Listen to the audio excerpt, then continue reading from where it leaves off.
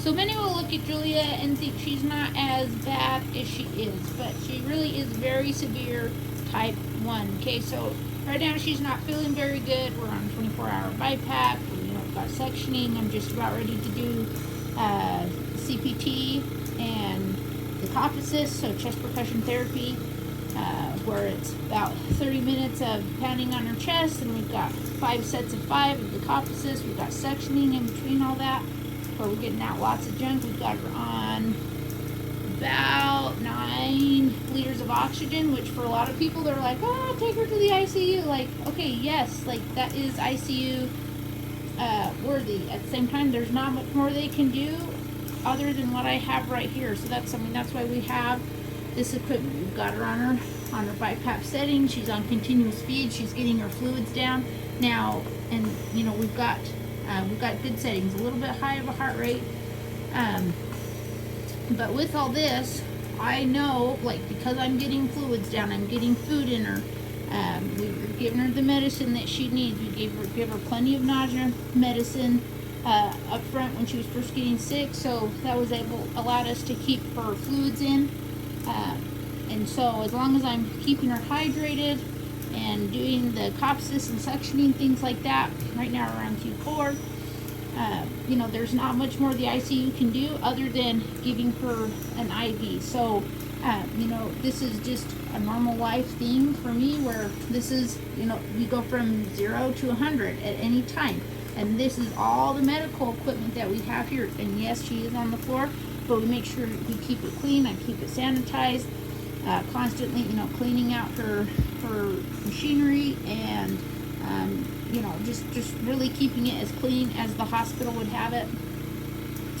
And really too, we're even traveling right now, and so when we left, I didn't need any of this stuff. She slept with a BiPAP, and we had continuous feeds at night.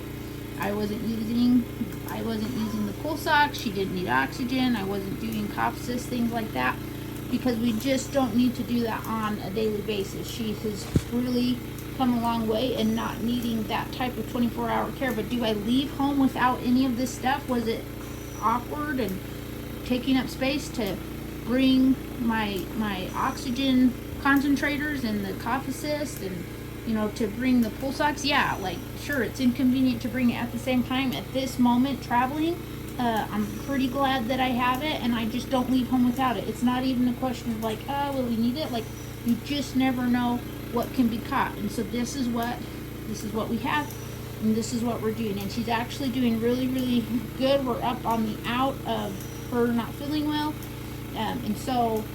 but I just wanted to give a sneak peek of truly how severe she is with the SMA. I mean, she gets sick, and it completely knocks her out. But that's where I come in with the movement lesson. I have to start over with her life forces, teaching her how to breathe good again, and start going through all the milestones and reestablish all those things in her system, because when she's like this, she just can't come back from it. And that's when, with a lot of families, like, the child will get sick and the SMA child will lose milestones, they'll lose movement, and it's because, for one, most likely they didn't have the movement to begin with because it wasn't rotational, but for two, their systems are just that weak. When you're getting that type of stress on the muscle and on the skeletal system, stuff just turns off, because it's the body's natural protective mechanism to keep itself safe and to go into survival mode. Okay, and so I have to teach her body with movement lesson that she's not in survival mode anymore. And especially when she's like this. Last night I did a little bit of breathing exercises. I've got to keep her lungs open, and I'm still moving for her, because she's not doing it on her own. Okay, she's not moving when she doesn't feel good. And so as we start coming out of this is where I really come in with the life forces, make sure she has good breathing, and then go back into that weight transfer. With all this, she really gets a heavy head and a heavy spine. Okay, so I go in and I make sure I activate the spine and get her head moving again, and getting those sutures moving again, and really just working to keep her in a good place, because as I keep her body moving, it lets it know that it's still alive, and so it functions so much more efficiently and allows her to get healthy so much faster than what you would typically see for an SMA child. And so this is a day in the life of Julia. This is what we have, and truly, because of Movement Lesson, I don't have to do all of this other stuff every day. Okay, when we came home from the hospital from the first time when she was 4 months old, I was doing Q2, Q4, 24/7. Like, this was critical care, constant sectioning, and over time, just little by little, parts of this have been able to take away because she just doesn't need that type of intensive care except when she's sick. And I just know the signs, and I don't wait to be like, oh, can she get out of bed on her own? I know she can't. I immediately start, doing the treatments and making sure she's staying hydrated. That's the number one key, is staying hydrated and making sure I'm watching her oxygen levels, okay? And if I can keep her oxygen levels in the 90s, then we're on a good path for healing. It's when I just can't keep it there. And two, because she's on so much oxygen and I'm having to monitor her oxygen levels, that just is by default more cough assist and stuff like that. Just because she's in the 90s, it's not like, oh, I don't need to do cough assist or things like that. Like, no, I'm still on Q4 because she shouldn't need oxygen to support herself. Her lungs are just full of mucus right now, and I've got to take care of that. I've got to move forward because she's just not moving on her own.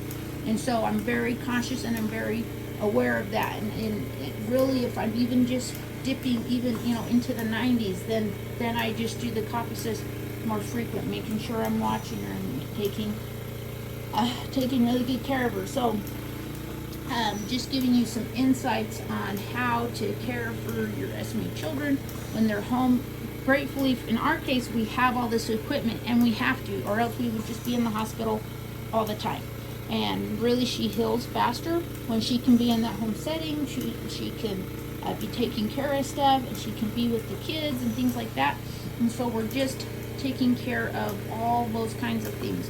So truly, so that you get a sneak peek of how severe she really is with the SMA. I mean, she really is so severe. And so the things that you see her doing, it's not because of great therapy. It's because of Movement Lesson, and then things I do to supplement that. I work on muscle activation, do a little bit of cranial, I do essential oils, I do vitamins, I give her Juice Plus.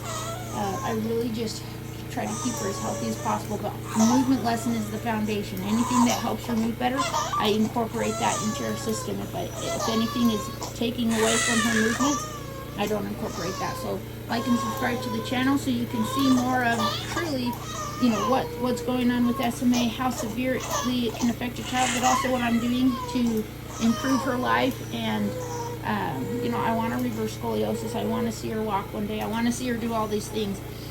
At the same time, like, despite any of those things, even if she never walks or she always has scoliosis or things of that nature, my ultimate goal is to give her the best life possible. But I have these really high goals so that I know that I'm not doing, so I'm not missing anything. I don't have to beat myself up that I could have tried harder. Like, no, I am doing everything that I possibly can for her. So like and subscribe, and you can see more videos like this of just things that I do for Julia in her critical times of care, and also in her non-critical times of care.